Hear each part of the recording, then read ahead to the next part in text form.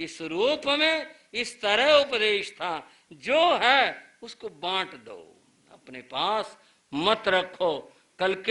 कल और आएंगे, कल की क्या चिंता है, आज खेल लिए, बस आज की बात हो गई। अब ये सब दूसरों को दे दो, औरों को दे दो। सब समझने लगे ये रखेगा नहीं, कोई भी खिलौना नहीं रखेगा, संग्रह करता ही नहीं है। जो होता है अब सब इस बात को जान चुके हैं, इसीलिए वो शाम को बांटता है। बाहर से आए हुए इधर उधर वाले बच्चे सब ले जाते हैं, अरे वर्धमान देगा, खिलौने देगा। वो जाके बड़े हर्षित होते हैं, राजमहल से मिला, छोटे राजकुमार ने दिया, राजकुमार ने हमारे को दिया है, वो आनंद मनाते। यही तो जीवन की बात है कि हमारे व्यवहार और हमारे कार्य से दूसरे आनंद में भर जाएं। और यूं वर्धमान खिलौने नहीं, सबको आनंद बांट रहा था। अब तो और बड़ा हो गया वर्धमान, चलने लग गया, फिरने लग गया, इधर उधर जाने लग गया, इस कमरे से उस कक्ष में, उस कक्ष से वहां चला गया। अब बोलने लग गया, सब उसका बोलना सुनना चाहते हैं, बहुत प्यार से बोलता है सबके साथ में। अब तो वह एक एक बात में तर्क भी उठाने लग गया। कोई बात होती है तो वह बात करता है, ये क्या है, ये कैसे है, ये क्यों है, बात भी करता रहता है। सुबह का समय था, वर्धमान आसन पर बैठा हुआ था। माता त्रिशला राजमाता अपने दैनिक कार्यों में थी। दास दासी यथा स्थान थे, उनका अपना अंतः कक्ष है, भीतर का कक्ष है। माता अपनी तैयारियों में थी, स्नान आदि कर लिया था, वस्त्र बदल लिए थे, सब कुछ जो अपना दैनिक क्रियाएं होती हैं वो सब की हैं। अब केशों का विन्यास किया माता ने। केश विन्यास के बाद में उन्होंने मेज पर रखा हुआ एक गजरा जो बहनें लगाती उठाया और उसने अपने बालों में लगा लिया। दर्पण सामने था। स्वाभाविक है ये बातें, स्त्री समाज की बातें हैं। उन्होंने ये किया। वर्धमान बैठा हुआ था, माँ को देख रहा था। माँ ये क्या है? ये बेटा गजरा है। ये क्या होता है? बेटा ये फूलों से बनता है। अच्छा, तो फूल तो ऐसे नहीं है बेटा, फूलों को तोड़ करके खोल करके फिर बनाया जाता है ये गजरा। क्या करते हैं ये? बेटा इसको स्त्रियां माताएं अपने बालों में लगाती हैं। देखो मैंने लगाया ना, कितना अच्छा लग रहा है ना, सुंदर लग रहा है ना। ना माँ अच्छा नहीं लग रहा। क्यों, क्या बात? अच्छा नहीं लग रहा? ना अच्छा नहीं लग रहा। क्या बात हुई, क्या अच्छा नहीं लग रहा? माँ एक बात बताओ, कोई मेरी गर्दन काट करके और अपने सर पर सजाए। क्या बोल रहा है तू? ये फालतू मत बोला कर, मुंह के ऊपर हाथ रख दिया, ऐसा क्यों बोलता है तू? ऐसे नहीं बोलते हैं, अपनी बात बता, क्या कहना चाहता है तू? माँ कैसे सुन ले, बच्चा ये कहे कि मेरी गर्दन काट करके और कोई सर के ऊपर सजाए, भला माँ कैसे सुन ले इस बात को? बीच में रोक दिया, उसका मुंह बंद कर दिया। क्या बोल रहा है ये? ऐसे नहीं बोलते हैं। माँ तुमने मेरी बात नहीं सुनी। हाँ बात बता, क्या बात है? माँ ये जो फूल होते हैं ना, ये पौधों के सर होते हैं और इनको तोड़ा जाता है और फिर उनको फिर इस तरह खोला जाता है और फिर ये गजरा बनता है। आपने तो अपने बाल सजा लिए लेकिन वो पौधे उदास हो गए, वो सारे पौधे आपने वीरान कर दिए। माँ ये अच्छा नहीं है।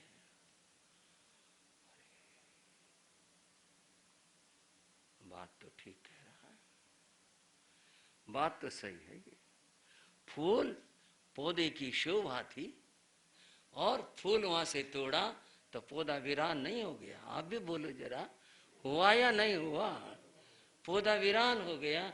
आपने पौधे को वीरान कर दिया और फिर अपने को सजा लिया, ये तो अच्छा नहीं हुआ। इसलिए माँ फूल नहीं तोड़ना चाहिए। माँ ने लगाया हुआ गजरा उतार दिया, कहा बेटा आज के बाद गजरा नहीं पहनूंगी।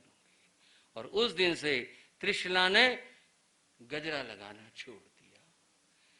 उस बेटे ने उस उम्र में, वर्धमान ने उस छोटे बालक ने इतनी बड़ी शिक्षा दे डाली। और ये बात केवल अपनी माँ को नहीं, पूरी नारी समाज को शिक्षा दी कि अपने श्रृंगार के लिए कोई ऐसा काम नहीं करना चाहिए जिससे दूसरी जगह पर उजाड़ होती हो और जहां दूसरी जगह वीरान होता हो। ये तो फूल की बात है, फूल की बात भी थोड़ी सी कर लो। सज्जा सजावट के लिए लोग कितना फूलों का विध्वंस करते हैं। आज विवाहों में, शादियों में, उत्सवों में, धार्मिक कार्यों में कितना ज्यादा फूलों का प्रयोग करते हैं। फूल फूल जैन भाषा में सचित होते हैं, सजीव होते हैं। फूल नहीं तोड़ने चाहिए, फूलों के हार नहीं पहनने चाहिए। और साधन अगर जुटाए जाते हैं कुछ कागज से, प्लास्टिक के, दूसरी बात है, लेकिन फूल तोड़ना निश्चित रूप से पाप होता है। अतएव आज कितने लोग इन शोभाओं के लिए विध्वंस करते हैं। बंधुओं, ये पाप होता है इस तरह फूलों का प्रयोग। मेरे भाइयों और मेरी बहनों, महावीर कथा सुन रही हो, उस महावीर कथा के इस उपदेशों को भी सुन लो। वर्धमान ने अपनी माँ को ये समझा करके गजरा पहनना छुड़वा दिया था, उस उम्र में छुड़वा दिया था। मेरी बहनें इस बात को थोड़ा सोच सकती हैं, फूलों का प्रयोग नहीं करना चाहिए, चाहे वो पहनने में, लगाने में, किस रूप में हो, चाहे घर की सजावट में हो, और तरीके हो सकते हैं उनका प्रयोग आप करें, और अचित जो हो उसका प्रयोग करें, लेकिन सचित प्रयोग नहीं करना चाहिए। और थोड़ी सी चुभन भरी बात, अब आगे बढ़ूं तो कहते हुए बढ़ूं। आजकल इतने सारे प्रसाधन आते हैं जिनके अंदर चर्बी का प्रयोग होता है, खून का प्रयोग होता है, पशुओं के अवयवों का प्रयोग होता है। वो प्रयोग नहीं करने चाहिए। आप भाइयों से भी कह रहा हूँ, बहुत सारी क्रीम, बहुत सारे शैम्पू, जब देखते हैं विज्ञापन अंडे वाला शैम्पू और लोग खरीद कर लाते हैं, आपको हम तो नहीं, बड़ी अच्छी बात आप नहीं लाते हो, लेकिन कोई भी चीज लाने से पहले एक बार जरूर सोचना चाहिए इसके अंदर चर्बी तो नहीं है, इसमें कोई विजातीय तत्व तो नहीं है, इसमें कोई अंडा तो नहीं पड़ा हुआ है। इस तरह की चीजें भाइयों और बहनों, ये सबको कह रहा हूं, आपके जैन होने का तभी सार्थकता होगे कि जब आप प्रत्येक चीज में इस बात का विचार करेंगे कि ऐसा तो नहीं है, अगर ऐसा कोई द्रव्य है उसका प्रयोग नहीं करना चाहिए। उस बाल रूप प्रभु ने अपनी माँ को यूं समझाया और यूं बताया कि ये चीजें जो हिंसा की चीजें हों, इनका प्रयोग करना नहीं चाहिए। ये जो प्रयोग है, यह प्रयोग अपने लिए करते हैं तो हिंसा का और पाप का कारण बना करता है, अतएव दूर रहना चाहिए। बंधुओं, महावीर का बचपन, उनका शैशव सब उपदेश रूप में है और स्वयं के आचरण के रूप में है। इस रूप में बच्चे इकट्ठे हुए, वर्धमान बड़ा हो गया, अब तो बाहर सड़क पर भी जाने लगा, अपने भैया के साथ जाने लगा, और उनके साथी हैं, गली के बच्चे हैं। शायद आपको लगेगा एक राजकुमार बच्चे, हाँ हाँ, उस जमाने के अंदर ऐसे व्यवहार नहीं थे, जाते थे बच्चे, बच्चे हैं, पार्क में भी जाते उस जमाने में, जो भी पार्क होते थे खेलते हैं परस्पर के अंदर, बच्चे मिले खेले। उस दिन का खेल तो बड़ा विचित्र सा रहा। खेल क्या रहा, बच्चों ने कहा आज तो घोड़ी दौड़ाएंगे। छोटे छोटे बच्चे घोड़ी कहाँ से दौड़ाएंगे। अब आपको मैं आपके अपने बचपन में ले चलता हूँ, और शहर के बच्चे तो नहीं जानते, लेकिन जो आज के बड़े भाई हैं वो तो घोड़ी दौड़ाने को जरूर जानते होंगे। पहले बच्चे लोग इतने साधन नहीं होते थे, एक डंडा सा लिया और उसको अपने पाँव के बीच में लाए और फिर उसको पकड़ लिया और दौड़ना शुरू कर दिया और कहते मेरी घोड़ी दौड़ रही है, मेरी घोड़ी आगे निकल गई, ऐसे खेला करते थे।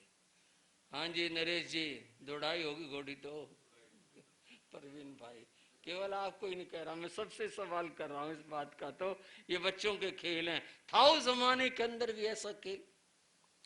वर्धमान को भी घोड़ी चाहिए थी। वर्धमान ने देखा महाराज सिद्धार्थ का राजदंड था। राजा लोग जब राज्यसभा में जाते थे तो दंड लेकर जाते थे, सोने से जड़ा हुआ, अद्भुत हीरों से जड़ा हुआ, बहुत वैभव पूर्ण होता था, शोभा पूर्ण होता था, उसको लेकर के वो चलते थे। वो हाथ लग गया किसके? वर्धमान के। बोले इसकी घोड़ी बनाएंगे। नंदीवर्धन बोला पिताजी की है, डांटेंगे, ये नहीं लेते हैं, और कोई देख ले, और नहीं, ये अच्छी वाली है, ये बढ़िया वाली घोड़ी है, यही लेके चलेंगे। बच्चों के साथ रह लिए और दौड़ाने लगे अपनी घोड़ी। सारे बच्चे दौड़ाने लगे। एक आया बच्चा, बोला मुझे भी दौड़ा लो घोड़ी। बोले घोड़ी लिया। बोले मेरे पास तो घोड़ी नहीं है। वर्धमान बोला अरे ठहरो ठहरो, मैं देता हूं तुम्हारी को घोड़ी। वो राजदंड कर्ण कौन जितना ऊंचा होता था, बड़ा। बोले इसकी दो बनाते हैं।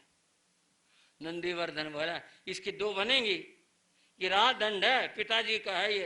अरे नहीं, दो बनाएंगे इसकी। कैसे बनाएगा? बनाते हैं इसकी। और लेकर राजदंड देहली के साथ ऊपर लगा दिया और फिर उसके ऊपर एक पांव रखा। पापा ये तोड़ेंगे इसको।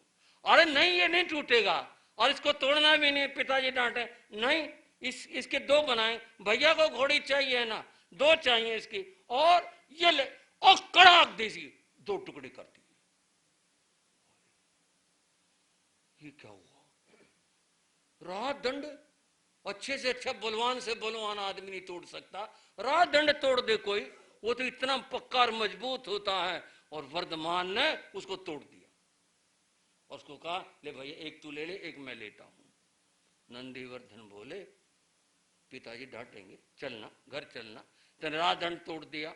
और ताज्जुब इस बात का, राजदंड तोड़ दिया, इतना मजबूत तोड़ दिया। कुछ नहीं, खेल बिगड़ सा गया। बच्चे अपने अपने चले गए, राजदंड तोड़ दिया। और राजा साहब महाराज डांटेंगे, ले गए दोनों टुकड़ों को महल में।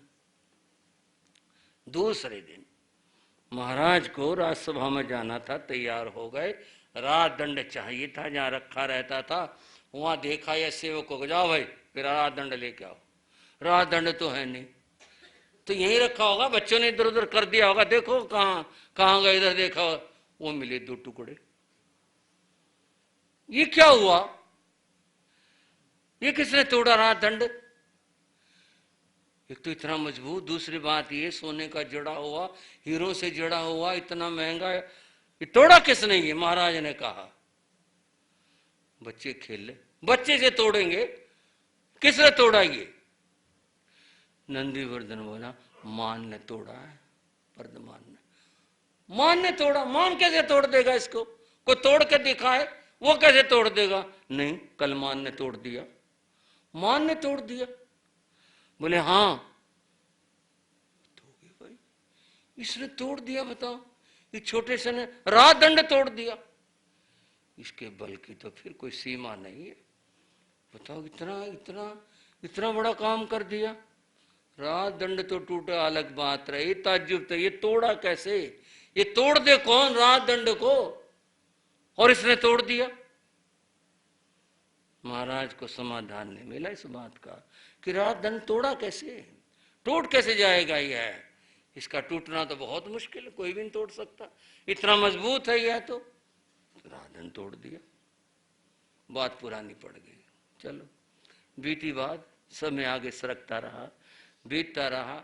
अब तो सबकी जबान पर वर्धमान, वर्धमान के शॉर्ट फॉर्म मान, बस बच्चे मान कह के पुकारते हैं, सब बड़े वर्धमान कह के पुकारते हैं। सारी टोली बच्चों की उसके साथ लगी रहती है, खेलते रहते हैं।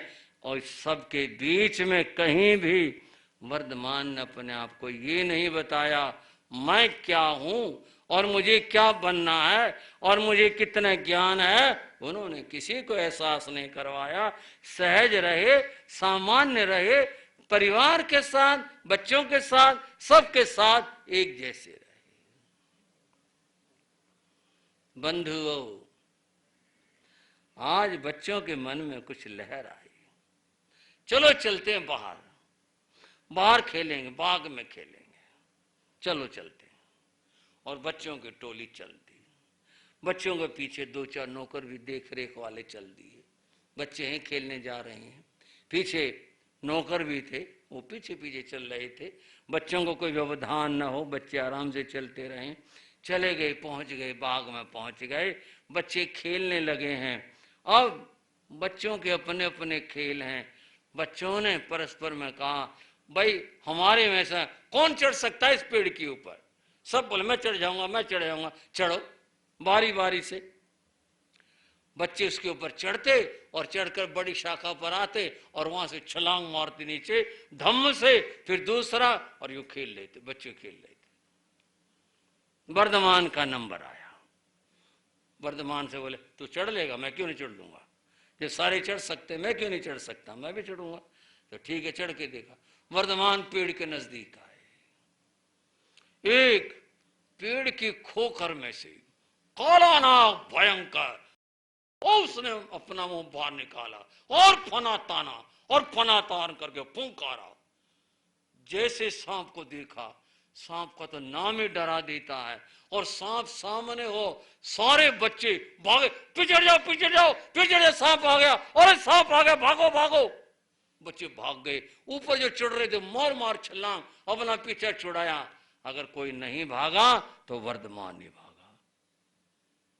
अरे वर्धमान पीछे आया, पीछे काट लेगा ये, तो क्यों खड़ा यहाँ पर, जल्दी आ जा। और बार बार सांप वर्धमान की तरफ लप लपा रहा था और डंक मारने के लिए वह अपना मुंह उसकी ओर कर रहा था।